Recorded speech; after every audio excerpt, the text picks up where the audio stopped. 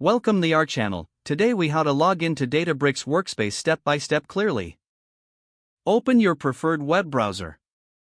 In the address bar, type the URL for your Databricks Workspace. Press enter to navigate to the site.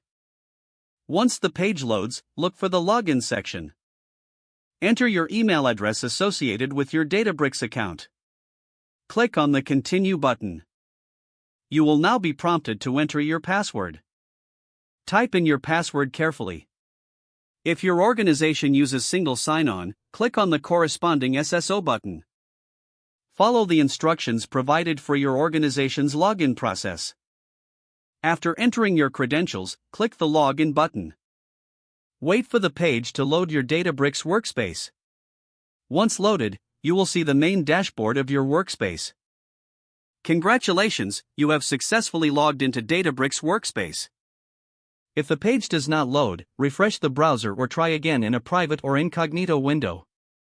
Make sure you are using the correct email address, then retype it carefully to avoid small typos. If your password is not accepted, use the reset option and create a new strong password you can remember. Check your spam folder for verification or security emails, then complete any requested confirmation steps. Enable two-factor authentication if available to improve account security and reduce unauthorized access risk.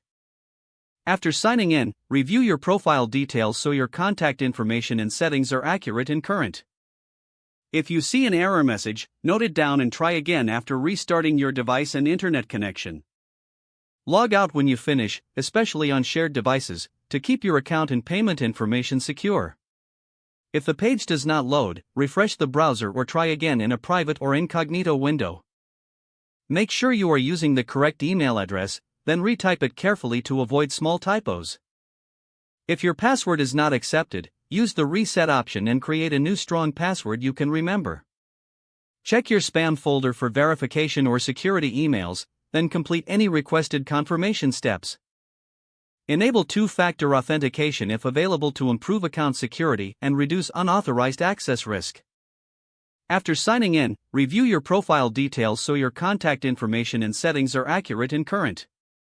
Don't forget to like this video and subscribe to our channel for more step-by-step tech guides.